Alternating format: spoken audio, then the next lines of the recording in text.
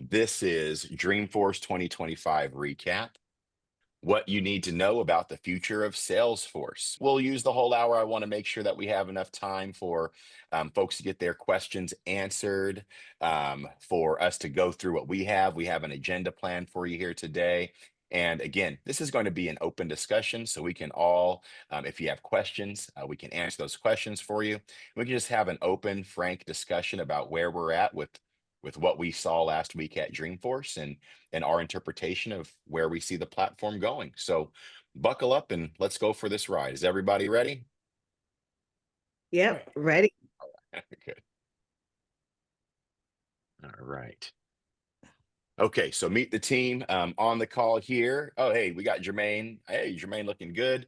So my name is Brandon Walton. I'm a CRM and marketing automation consultant. I am the founder of Cypress Learning. The idea behind Cypress Learning, we're a Salesforce partner. We help teams implement Salesforce Marketing Cloud or agentic marketing. We'll talk about that more later on. With me today, we've got Ken. Hopefully, Jack will be able to join. She might be busy with some stuff. Jermaine, Shanika might be able to join a little bit later. I know she had some stuff come up this morning, and Tasha. So I'll let the other primary panelists here go ahead and introduce themselves. Hi, everybody. My name is Ken Stouffer. I'm Director of Operations here at Cypress. I've been around for a minute or two.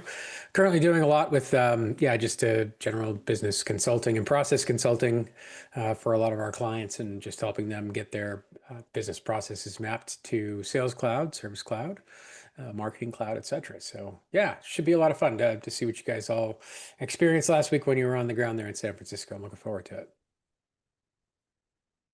Awesome. Jermaine, you want to go next? Sure. Hello, everyone. My name is Jermaine Brewer. I'm a Salesforce and product consultant here at Cypress. Been in the ecosystem almost 7 years now. Been with Cypress almost that time, about 6 years now. So I work on a lot of implementations, managed service, training projects. So just interested to hear about what happened at Dreamforce and just go through this session with everyone. And then last but definitely not least, Tasha. Hi, everyone. My name is Tasha Rucker. I am a consultant and trainer at Cypress Learning. I have been in the Salesforce ecosystem for 7 years. I've been at Cypress for 5 years. I had to think about it when Jermaine said, I was just like, I think it was 2020 when I came on board. So I've been, I've been here with the team doing managed services, quick starts, different types of projects with our clients, as well as doing training for our account engagement boot camps. And time is flying. Yeah, we sit here and we talked 5 years, and it really just seems like we haven't been doing it that long. So, for the folks who are joined, we're also going to launch a quick poll because we want to get to know you and learn where you are at and where you're from. So, we'll go ahead and launch the poll. We'll just have two polls today, very easy, 4 questions. That lets us hear from you directly who you are and how we can tailor this session so that you all are getting the most out of it. While you get a chance to submit that poll there, we will continue going with our agenda. So what we have on the docket today for everyone is we're going to start out talking about the Dreamforce 2025 recap. Now, maybe you were there. They also have Salesforce Plus where folks are able to stream.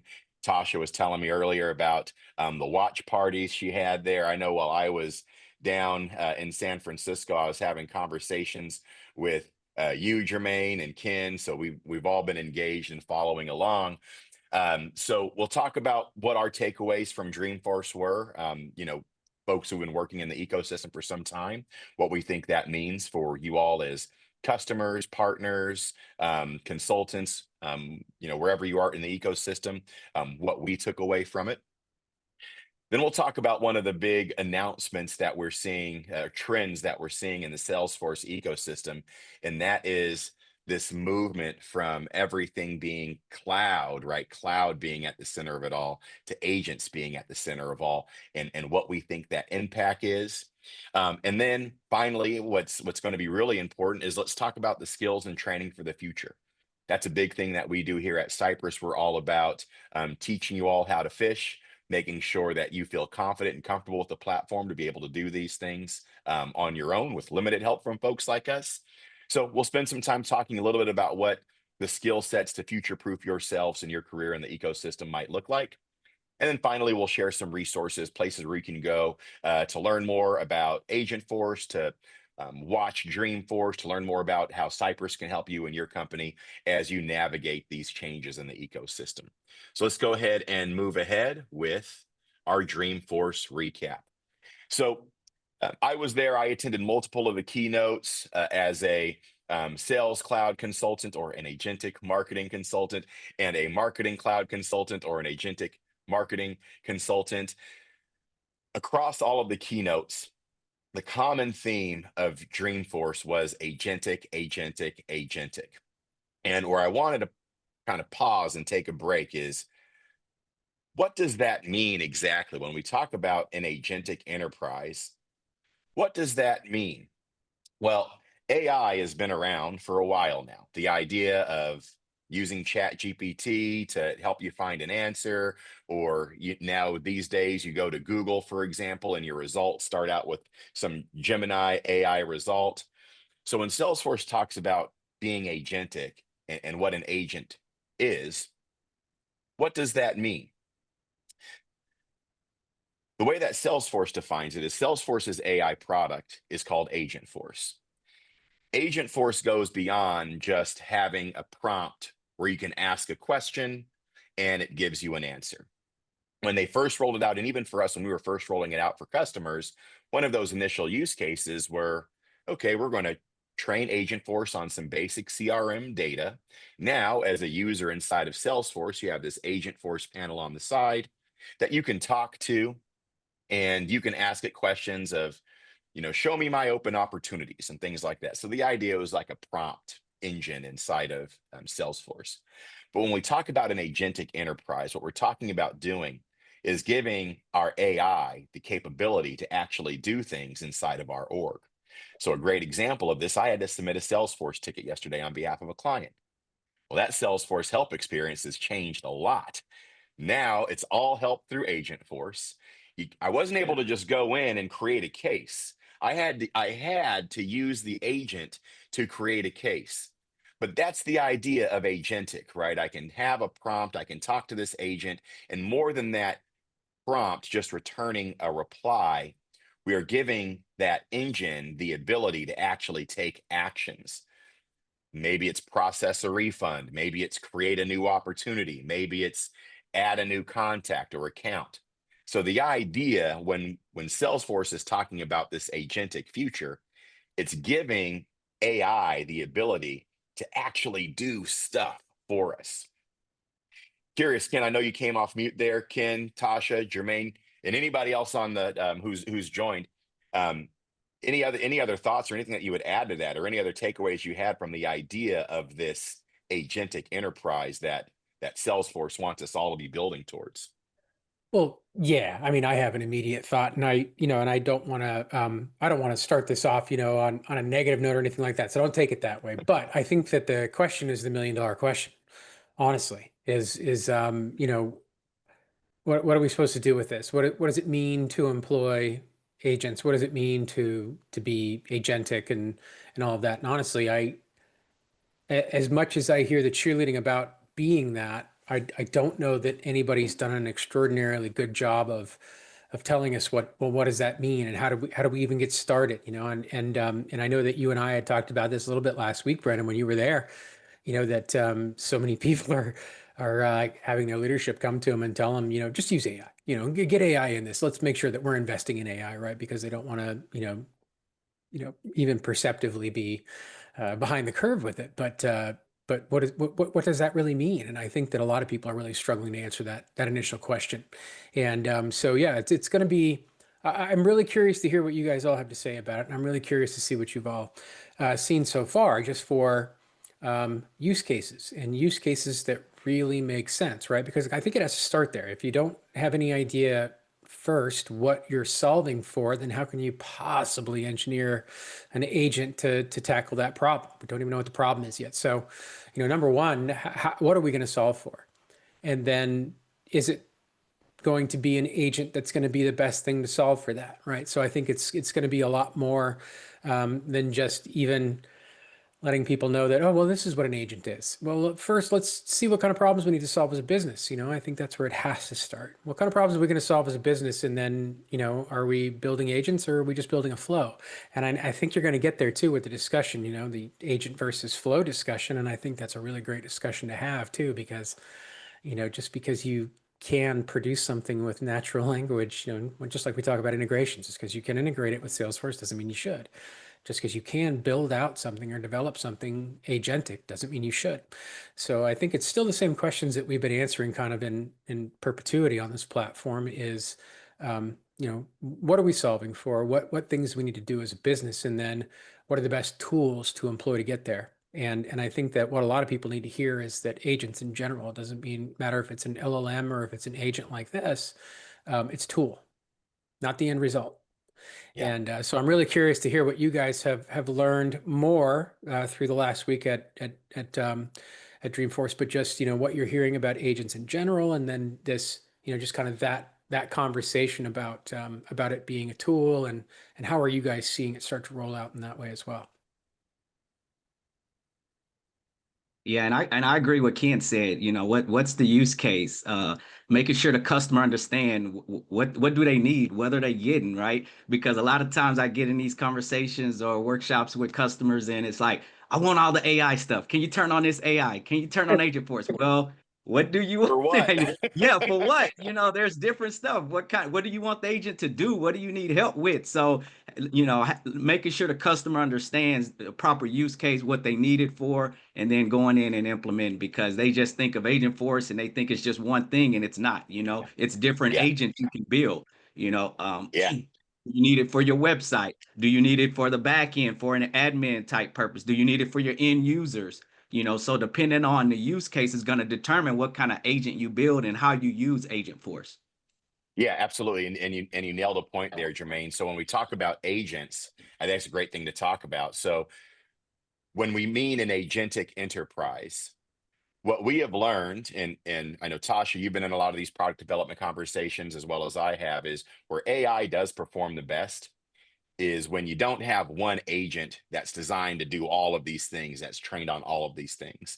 But what we have found as best practices in being at this for a couple of years now, actually, is you'll have an agent to help an internal sales team. And that agent is going to be designed to help your team that's selling a specific product in a specific vertical. Then you'll have another agent that's maybe designed to help your customer success team. Then another agent will be your external support agent. Then another agent will be your external sales agent. It works better when you have these different agents because that's how you create more control over what they're doing. And I've gone through this process where you try to have a single agent and train it on so many things that really leads to hallucinations because now that agent has all this decision tree making that it still has to make in the background. And so the best practice is to have these agents doing multiple or not doing multiple things, multiple agents doing more singular things. And in the organizations that we've set up and built on Agentforce, that's exactly what we're doing. It is 8, 9, 10 different agents that all have very specific tasks.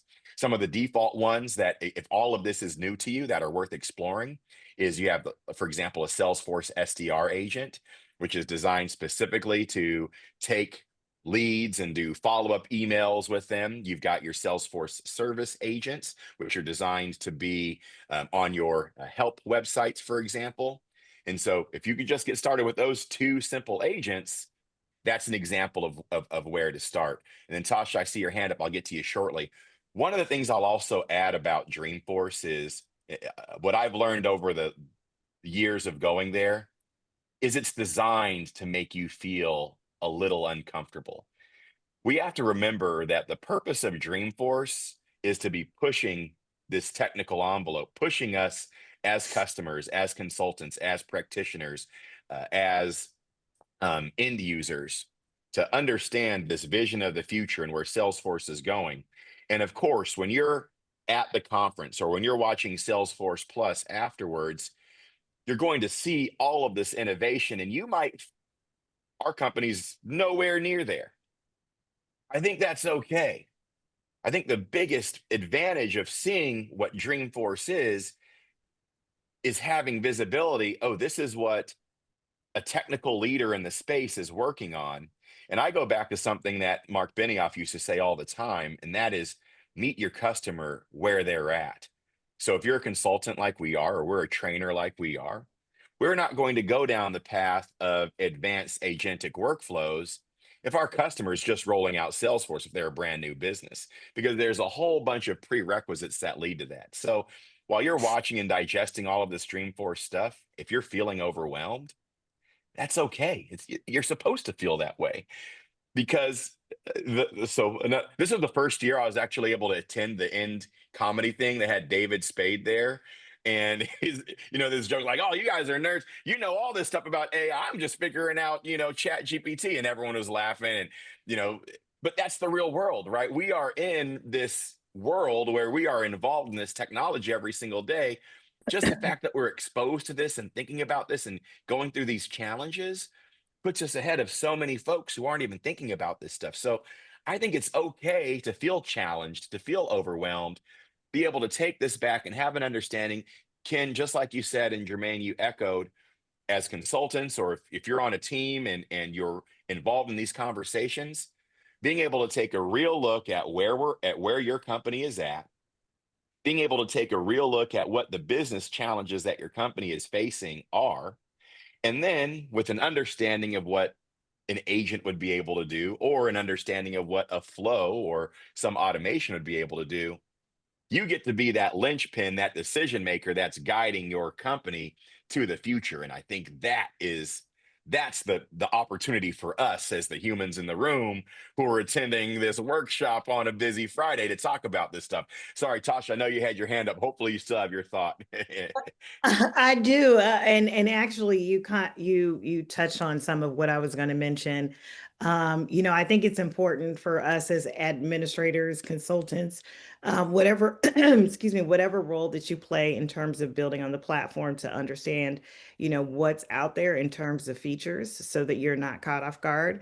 You mentioned, Brandon, that you had to submit a case on behalf of a customer last week. I had the same thing where I was like, where's the manual create case button? And to be honest with you, it really I I had to have a little bit trust with the agent, because I was just like, I have been able to very quickly be able to capture what I need to do in terms of case notes, because this had to do with a MCAE client who needed certain features turned on that only support could turn on. So it wasn't like a question, or there wasn't like an issue that needed to be resolved in this instance. And I felt like it kind of took me around a loop a little bit. And I was just like, I don't know, guy, I'm going to have to build some trust with agents and agents force. So that was my only tidbit, is just to, know what's out there, know what's new, so that you're not caught off guard. And then, also try to establish a little bit of trust, because I I think that the support agents, like the human agents that are assisting on the support side, can kind of cipher through. I'm pretty sure they have the ability to review the conversation overall and put things into perspective. Because when I created the case, it wasn't correct. And then when Mm. I wanted it to correct itself, it created some additional cases. So there are things that are currently a work in progress. But I would say, know what's out there, and then, just move on for there, and establish a little bit of trust. So that's all I have. Yeah, and knowing what's out there and then using it. So using Salesforce Help, using Agentforce, I think that's a great example. One of the other things that Salesforce was really proud about last week is that they are customer zero for their Agentforce. So that push from moving their help channel to the Agentforce Help was a big initiative. And they were sharing some numbers. I don't recall them off the top of my head around how many conversations they've been having already, like millions of conversations, all those wonderful Salesforce numbers that we hear about how many conversations their agents are having. I think it's super helpful to go and work with it, because I did find, okay, I can, rather than having to dig through a bunch of help articles, I can ask an agent what I'm looking for. My initial thoughts are, is that better than just using a search panel? Maybe, maybe not. I think the results are kind of similar. The agent returned, what ultimately was in the help article that I did read before I was speaking to the agent. So yes, help. Thank you. I'm aware of that article, but this is where we're missing. And similarly, it was something that needs to be provisioned in the account that their agent force can't do yet. Now, again, future iteration and some of the other things that they were sharing last week are around what are called MCP servers. So as being knowledgeable AI practitioners here, MCP server, not marketing cloud personalization or Microsoft certified professional. The MCP of 2025 is model context protocol.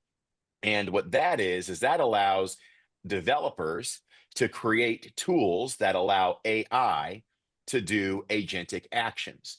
So, for example, you can have an agent create a case, you can have an agent process a refund, you can have an agent take actions within your system.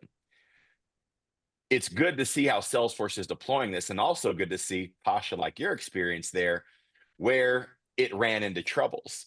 Because if we can see what Salesforce is doing and we can use Salesforce as that customer zero, those are insights that we can take back as we're deploying it for customers or deploying it for our organizations and say, here's some of the risks to consider as we pursue what this agentic steps are. And something like creating a case is lower risk than process a refund. Or where I could see, Tasha, an Agentforce agent taking the next step is having some MCP protocol in the middle of that says, okay, go ahead and upgrade this customer to advance, or go ahead and provision these extra data cloud credits, or go ahead and provision this reply mail management tool, or whatever it is.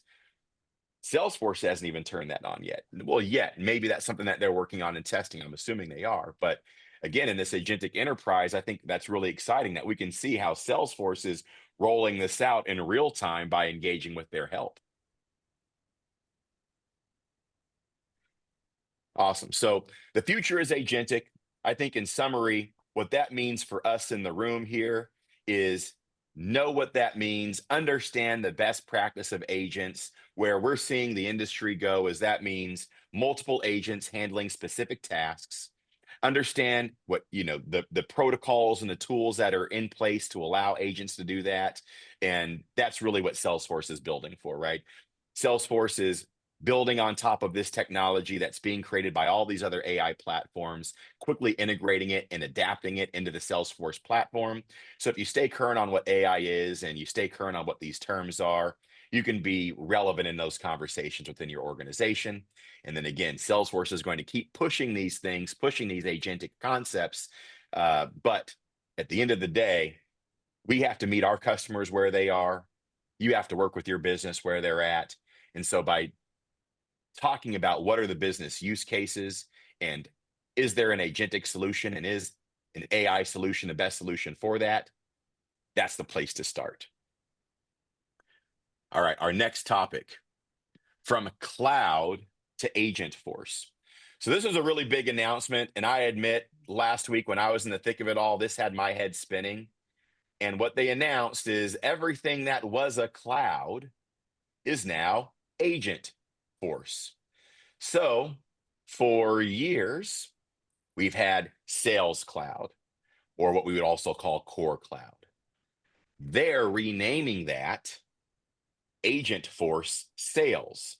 Okay, it makes your head spin a little bit. Now, for us on the call, we do a lot of marketing cloud work. And since the beginning, since Exact, Target, and Pardot were acquired, It has been Salesforce Marketing Cloud. As of last week, that is rebranded. And in fact, if you go on the socials with Tasha, Jermaine, hey, Shonica, welcome to the party. As marketing champions, we're always posting and participating in the social stuff. You can see all of the Salesforce has been renamed. It's not marketing. It's not Salesforce Marketing Cloud. It's Agent Force Marketing. So all of this cloud has been renamed to Agent Force. I've got some thoughts, but I've been talking a lot. So I'm curious to open it up to everyone else. What are your thoughts on these changes? How are these impacting you? How are you feeling about them?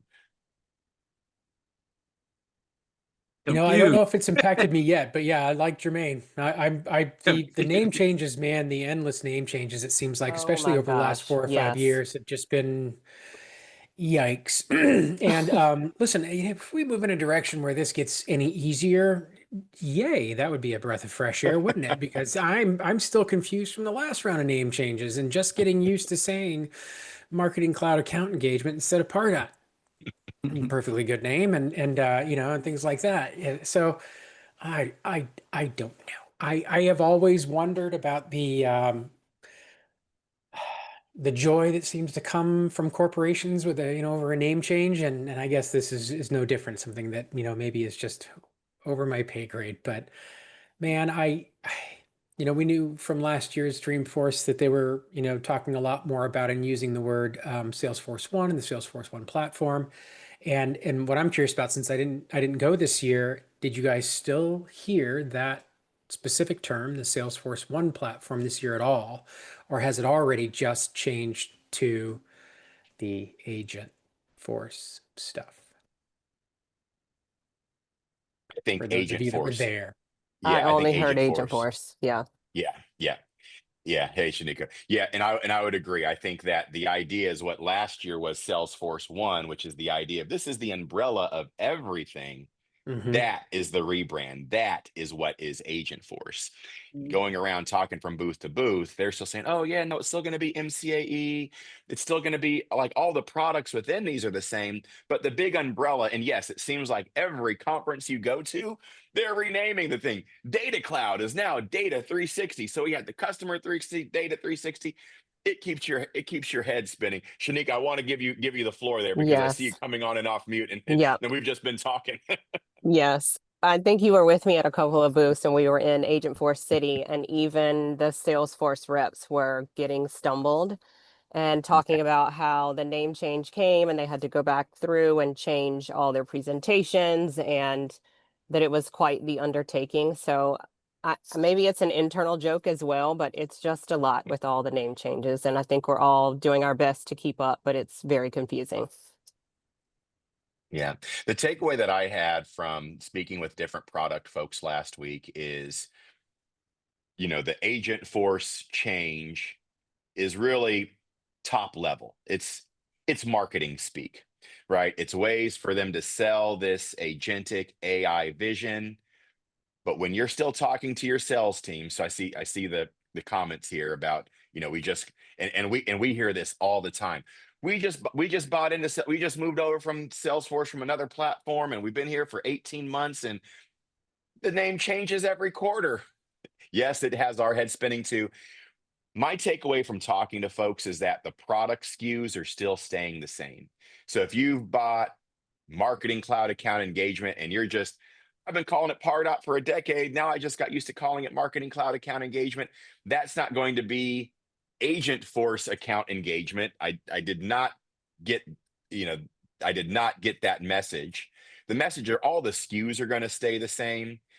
But really, it's just, again, going back to what Dreamforce is, it's this headliner, future, aligning ourselves with technology. My takeaway is that they're really just talking about that, and it really is just a branding exercise. But gosh, it is challenging, especially in our space when we're working with clients and maybe a client, yeah, like the example in the question here. We just bought Salesforce 18 months ago. Oh, but now it's agent for sales. Do we need to redo everything? What's this? How is this going to impact us? Or we just bought Marketing Cloud Account Engagement and now there's Marketing Cloud Growth. And do we need to roll this out? That's where we're able, our job is to step in the room and say, nope, what you have still works. We're still going to be able to meet you with where you're at. I think Salesforce can do a better job of saying that when they're making these announcements. But again, the purpose behind Dreamforce is to push us and to challenge us and do all of those things. But yeah, I've been managing emails, a lot of them about all of these changes and what they mean for us. Jermaine, Tasha, curious to get your feedback on it as well. I Yeah, just I go mean, ahead. let's not forget that there was a set of name changes that rolled out in April for TDX. So it does seem, to Betsy's point, we do have someone in the comment section that was asking about, how often this changes. I mean, since I've been in the Salesforce ecosystem, there's been, several iterations of changes to the product names, but for me, it's just branding. The functionality, is the same. So, as consultants, as we partner with our clients, it's going to be very helpful for us to make sure that they understand that the product features have not changed, just the name is just branding. And I get Salesforce as this large tech company wanting to stay on brand, but it is something that is confusing to their clients, but luckily, or their customers, but luckily, as partners, we can help our clients kind of sift through some of the confusion regarding the name changes. Yeah, and one of the things, Tosh, we were talking earlier this week, you brought up true to the core. I was in a working session when they were having that, so I wasn't able to attend. But I think that's just such a great platform, and you were able to watch it as part of your watch party. You want to talk about some of the things that you saw there and some of your takeaways? Because I thought that was really valuable insights that you shared with me earlier. Yeah, yeah, absolutely. So, True to the Core is a session that is at every Dreamforce and is at every TDX, if I can speak. This allows for the executives. It's hosted by Parker Harris, and he brings in some of the core executives for different parts of the platform, and to ask, to be able to be there to answer specific questions. What's great is they talk about what has been done since the previous True to the Core, because the True to the Core allows the audience members to come up and ask questions directly to the product team, so that so as a community, we can get certain very important things that are very important to us, features that need to be improvement, maybe very, very urgent issues. And the good thing is that each time they come back, is that they report on what has been done since the previous session. So I was able to attend the True to the Core at Dreamforce 24 and TDX 25. So I have heard of, I recognized even some of those repeat not customers, but community members come up and to ask specific questions. Some of the takeaways that were reported that I was very excited about was the Salesforce. Sorry, I had this in my notes from earlier, but it is the Salesforce Lightning Design Systems. If Mm. you're familiar with that, if you're really into designing user experience models for your org. This Within Salesforce, yeah, the Salesforce Lightning Design System is a Yes. pre-built, think of like how Bootstrap is, it's pre-built. So if you're building an application, if you're building a component, you can make it look like all the Salesforce stuff. Yeah. Yeah, absolutely. And one of the things that I can't remember if it was from Dreamforce, it was from TDX, but there have been some upgrades to that, and a lot of people were pushing for dark mode, and so dark mode was finally put into GA, so that's something that's coming out. That's something that is available in data. So Mhm, I could probably share, or I'm sorry, in beta, I could probably mhm. share some of that information while we're on the call here. I think I have some links that I can share. If you have been working with DevOps Center uh, that's within Salesforce, there have been some improvements as far as moving when you're moving from one instance to another, the way of you tracking those changes. So if you're in like, a full size sandbox and you're moving things into another sandbox, you're able to really see some of the changes that you have made within that Salesforce org and push those changes into another environment. That's very helpful because old school me is like, oh, well, I'm just going to make changes, if I'm not using anything else to move those components into another system. But it's, old school me is making notes and then also leveraging the audit trail to see what changes I actually had to make in the org. But it makes it much easier from a development perspective. So that was one of the other ones. And my third one, last but not least, is there was a comment. I know that this was made in TDX in April, that there were a lot less golden hoodie recipients. And I believe she's a Salesforce MVP, Michelle Henson, had asked, you have all of these champions and those that, have worked very hard on the platform. And there's, you know, knowing that there have been budget cuts everywhere, some of the things that have been taken away, which, for folks of the community that really would like to have that encouragement of being recognized, the golden hoodies had disappeared, for some of the TDX and the Dreamforces. So there were quite a bit more additions to the golden hoodie family that joined during Dreamforce. So that was another thing that was reported out that they were able to deliver. So that is good. So that's all I have to report on true to the core for my notes. But I think it's great because it allows Salesforce to hear directly from the community and it allows Salesforce to respond. So always a great session to attend. Yeah, that platform where you're able to speak directly to those heads of Agentforce Sales, formerly Sales Cloud, and Agentforce Marketing. Absolutely. Yeah, and another big thing too that reminded me of is the Agentforce vibes or Salesforce vibes. I was tooling around with that. I actually rolled that out for a customer yesterday, going back to the MCP service. So basically, the idea is you can write these components with prompts. It's all using the Salesforce Lightning Design System. I spun one up for a customer yesterday, and there's problems that I'm fixing in it today. But it did save a lot of steps to, prompt and get everything started, which I thought was really cool. And yeah, it was built on that Salesforce Lightning Design System. And yeah, when dark mode is available, right, it knows, okay, switch to dark mode, light mode.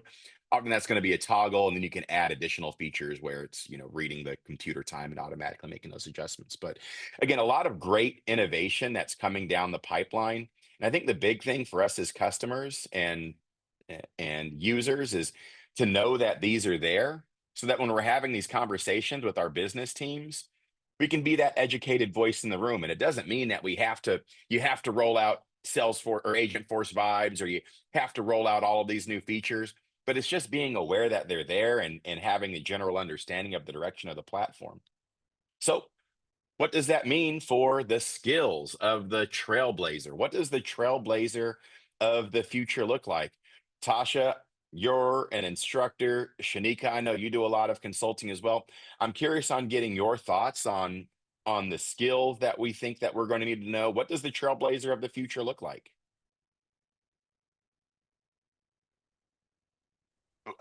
Tasha, I think you toggled to mute.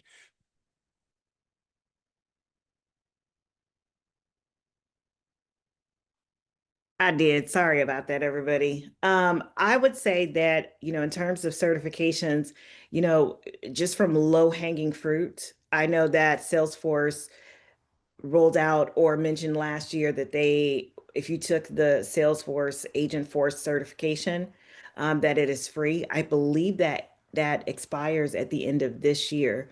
Mhm. So some low-hanging fruit that you can leverage if you've not already, to, start going through some of those trails. They have some very good curated trails from what I understand that I've seen, that are on trailhead.com, or trailhead.salesforce.com. So you want to make sure that you go there. And then in the Salesforce, definitely, or excuse me, certifications, definitely make sure that you are getting skilled up and taking those trailheads so that you can be prepared to take that Agent Force certification before the end of the year, before you have to pay for it. So, Yeah, yeah. I, I would say, yeah, with that Agentforce certification, one a question that I've been getting a lot of, Brandon, I'm still training to be a certified admin. Does that even matter anymore?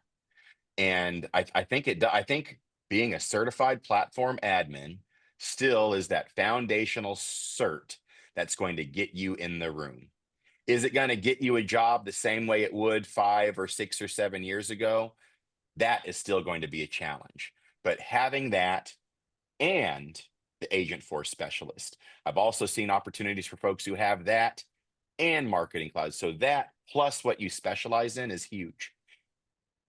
From what I've practiced so far, I can tell you that deploying agent force is more than just being an agent force specialist. And they've added a lot of great additional certifications that a trailblazer of the future, you don't necessarily need to be a certified Salesforce business analyst or certified Salesforce associate, some of these other certifications, but those are skills that are going to be important for any organization that is deploying Agent Force or any other AI tool. So I think the skills of the future can, I know you talk about this all the time, and you're a great example of it, is being able to be confident in having business discussions. That's a business analyst brain. Having confidence in the I skills think you, honestly oh, that go ahead. that's what I think the position really is evolving to encompass a lot more of those skills. And I think that you have to. An agent force really is kind of um, it's bedrock to that kind of thinking. You have to think backwards first. You have to think about solutions first. The admin position really was that position where you were taking work instruction from other team members, so they informed what needed to happen and you went in and you did that kind of thing. But I think anymore, you have to be able to have the conversation about what we need to do as a business and then work backwards from that to see what the right tool is going to be that you're going to employ. You have to sharpen those skills. You can no longer just say, I get tech stack. Cool. You have to get tech stack, and you have to be able to have a business conversation with someone to take the input. And you've got to, and I think a lot of that will come from experience. Some of it is going to come from, well, you do know the tools. You understand where a lot of companies need to go with this. And I'm saying that's where you really need to dig a bit more. Understanding the tech piece of it is just one part of it. Understanding how to get that client from idea to realization is a much different skill. And I think it's going to take more than just the administrator hat that we've been putting on for the last several years. I think we have to roll in more of those consultative skills, architectural skills, and design skills, and maybe even think a little bit about how other pieces touch it. Colleague, we didn't even get a chance yet to talk about the consumption model and how you really have to be conscious of that as well. I mean, it's not like Mhm. you just get to ping your agent and it's free. You know, Right. you don't. You have so many credits available. So thinking about that and understanding where the business is and being able to tap into that as well. I mean, that's all going to be part of it. And I think what I'd love to see out of this, Brandon, for all of us here on this and those joining us too. I would love to further this discussion about where do we go from there on that. I would love to hear everybody's input on those big parts of it too. We're just scratching the surface here, and I think we're already seeing, boy, there's a lot of really great things that we can discuss here and really get into the weeds about what we're seeing in the environment. And this has been really helpful for me to hear your all of your input on it. But it's reinforcing my mind that you boy oh boy, we've got to get beyond just being an admin. We have to be able to really start thinking about the processes in general and Yeah. applying those other Well, and hats. and the fact of the matter is in business, you are going to have your technical experts, and that is a lane for folks to Mm. run through. but you're also going to have your business specialists as well. And Tasha, we've done Dreaming in Color events together. We've worked with Americans for Equality, a nonprofit group up here in Seattle, where we're working with a lot of folks who are, how do I upskill? How do I change? How do I evolve? And there's something to be said about someone who's in their 40s and their 50s, who's been working in a restaurant for the last 20 years, who has been working in hospitality or healthcare for the last 20, 30 years. That knowledge, that experience is not a waste. And in fact, that knowledge and that experience is essential for a successful agentic enterprise, because it's the old adage of garbage in, garbage out. If AI is fed garbage, if AI doesn't have clear instruction, you're not going to get good results. It still is going to take someone being able to say, no, you know what, Agentforce or whatever the company's calling their Agentforce deployment, you're wrong. I know this because I've been doing this for 20 years. You were born 18 months ago. So that human expertise, that human capital still is super critical. Just like with the Agentforce Vibes thing. I've been building Lightning Web components since they were a thing. Agentforce Vibes, full transparent. I thought it was cool. It did a bunch of stuff the right way. Wow, you just saved me like 3 days of setting up, all these extra files. It just did it through this MCP thing. But there was mistakes. And just like if I'm working with someone who is more junior, I have to go in and fix those mistakes. And that's okay. But it's that expertise that you bring. Even for us, we work with many different customers. So if you're working at a customer and you specialize in manufacturing because you've been doing that for the last 30 years, that's what to really lean into and marry that with knowledge of the technology. And I know, Tasha, you're going to have to drop in a few minutes. So any other final thoughts on the future career skills? Shonica, maybe things that you're working on. Jermaine, things that you're working on. I think you guys covered it beautifully, and I would just echo everything that everybody has said. I think it's just going to take a blend of skills, and it's going to allow everybody in the room to just level up a little bit. Yeah. Jermaine, final thoughts on just one quick thing as I have to hop off in a couple seconds. I just, Brandon, some of the comments that you were making earlier about, how people transition into this space, if they were interested in doing so. It's, you can get your Salesforce admin or platform admin. Yeah, platform admin. They changed the name of the certification. Another name change. But in addition to having that core just understanding of the platform, and also bringing in other skills that you have that are transferable in, I think it's a great time, for those people who are interested in coming into Salesforce to really dig their heels deep in Agentforce and all that has to offer, because no one is an expert at this moment. It's new to all of us. It's new to all of us. We're all learning together. So if you can, have that foundation platform knowledge in addition to whatever other transferable skill you want to bring in addition to, digging in deep in Agentforce, I mean, you could, there's an opportunity for you to still transition into the ecosystem, because there's not a lot of admin positions that are out there right now. There's not a lot. Yeah. So, and then there's also cloud knowledge. So if you want to jump into marketing cloud, Agentforce marketing, then there's an opportunity for you to do so as well. So I'll just leave that there. And thanks for having me on today, Brandon. Tasha, thank you so much. Yeah, great to have you here, Tasha. And yeah, I totally agree with everything you just said there. It's such a big deal. And you're right. But that foundational stuff is key. And it still holds true though, doesn't it, Tasha, that if you really have that good foundational stuff under your belt, everything else in the ecosystem gets easier, right? Because it is. I mean, when you start undoing all the nuts and bolts, what you start to find is it's all the same nuts and bolts. I would even go beyond it gets way. easier. I would say it's essential. I Yeah. would say you should not be going in there and trying to do anything with Agentforce unless you understand Salesforce architecture, Salesforce security modeling, all of those things that you're required to learn as a platform admin. I would say those are essential before you start letting it loose on on some AI to start doing stuff that you might not know where it's going. Yeah, great point. Yep. And So I I know even do Tasha that had to on the go. marketing side too. Oops. So On the Marketing Cloud side. So I yeah, had like when a, you're teaching. Oh, go ahead, Brandon. we'll get back. I want to be mindful of time, and we'll continue on as like a Q&A section. But for those who do have to hop, I wanted to say thank you. We've provided these resources on a page here from the QR code. I thought I had another slide. I must have hidden it in the last minute. Where a couple of things that you can be doing. There is Salesforce Plus. So go on Salesforce Plus. You can watch all of the Dreamforce videos there.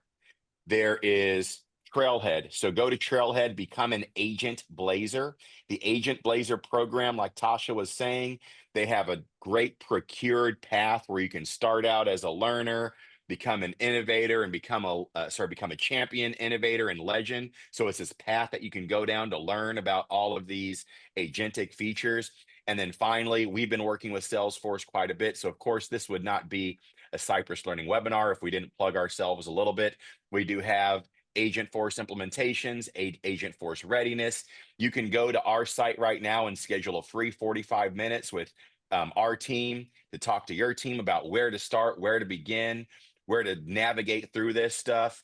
So there's partners like us, and there's tons of great resources available from Salesforce. I want to thank everyone for coming. And then Ken, Jermaine, we can keep going. If you all do have questions, stick around. Happy to answer those questions for you as well. So Ken, go back to your thought there.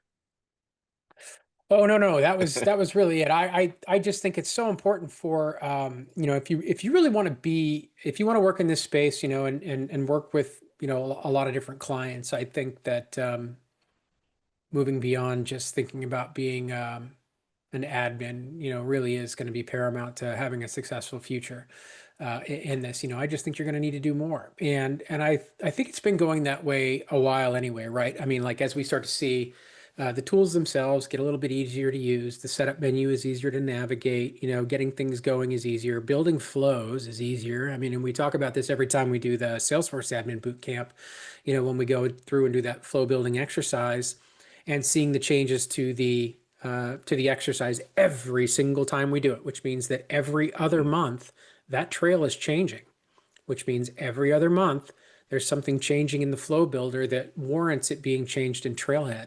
It's crazy, right? But the instruction set does change minutely here and there, sometimes pretty profoundly. But over the last 2 years that we've been doing that trail, it has changed remarkably. What used to take us about an hour and 45 minutes to get through now takes less than an hour. It's much more easy to describe the process that we're going through. And getting through things like that. And I think that what you're seeing is a lot of that across the board, right? That's the easier development that we were talking about. And are they trying to get rid of the admin in the ecosystem? And I think to an extent the answer is yes, but not trying to replace or not trying to get rid of it altogether. They're trying to replace it with a more functional administrator that can also take on, like we've been talking about, those consultative roles and those architect roles that are maybe required to really fill that gap. For me as a business owner, it makes sense too. I'm not going to hire an admin. Why would I hire an admin? I need somebody that can do more than that. Right. Yeah. So, because I can train somebody internally to reset passwords. What do I care? I need somebody inside that system. If I'm going to employ somebody full time, it better be somebody that knows how to do the admin stuff. But also, when my C-suite comes down and asks me to employ XYZ, I know I can have that conversation with them, and they're going to have some good ideas to move me in the right direction without me having to go hire a consultant. It's like, no, I hired this person to help me out with this. It needs to go I think the further. other thing that I'm seeing there is I see two paths with Salesforce ownership with inside of organizations. One, Salesforce becomes owned by IT. So you Mhm. have an application specialist, an application manager, someone who sits in IT, who's also managing the passwords, managing the data security.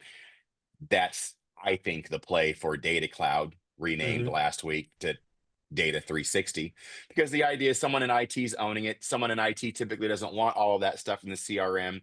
CRMs traditionally are known as dirty data. There's a bunch of people putting stuff in. There's a bunch of web forms feeding data into there. So on one side, we see IT owning CRM. And that becomes a world of, yes, you're a Salesforce admin, but you know what? You're also administrator of ServiceNow, Jira, Zendesk, whatever other applications that the company is using. Brandon, that's your job now. On the other side, we do see some organizations where sales is still managing that environment altogether. And that's a world where I think you're describing, where as a sales organization, someone within that sales organization becomes that accidental admin. Brandon, you're really good at technology and you're on our sales team. You know what? We're going to make you an admin and you're going to run with it.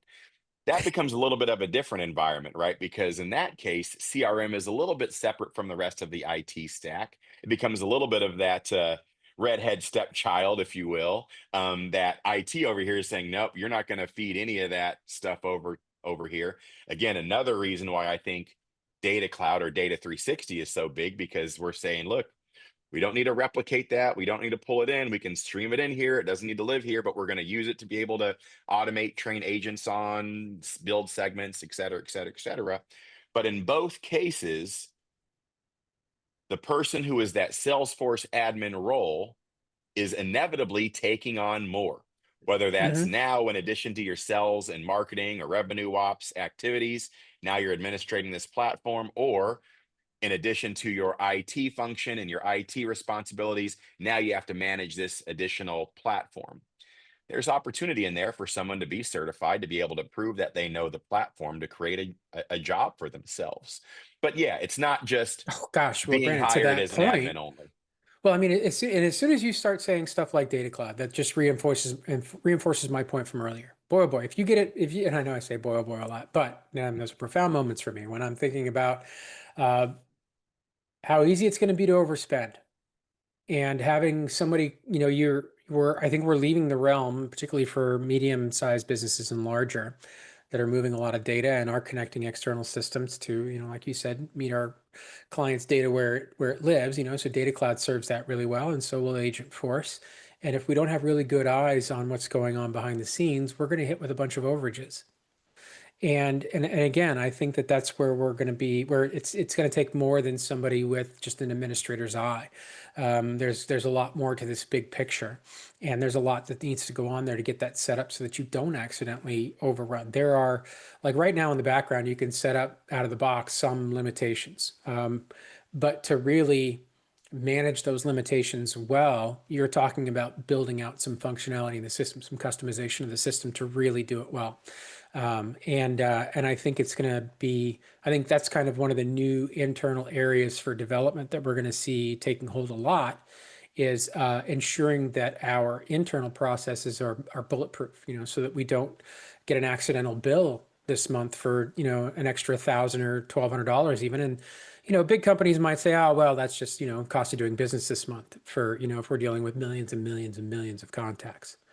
But folks who are in that, small to medium-sized business space and that mid-market business space are not going to be able to afford that. They're not going to be able to afford overages like that.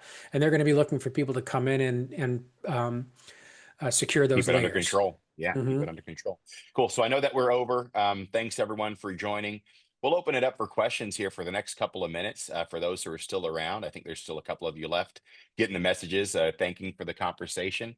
But thank you all for joining. We'll open it up for Q&A, and even for the internal team here. Jack, Ken, if you have questions for me, I'm an open book here for the next couple of minutes. No, that was great for me, Brandon. I appreciate everything. Thanks for opening up the discussion here. This was a lot of fun, and I sincerely hope we get a chance to do it again with the team. That was a lot of fun. It was great to see, great to get to see Bernie and Tasha and Jermaine join us on these as well. Very good. All right. Well, that being said, I don't see any other questions coming in. So we will call that a wrap for this Dreamforce session. The recording will be made available. We will post it to our channels. We'll post on LinkedIn, post it on YouTube. We'll do a little highlight reel again. But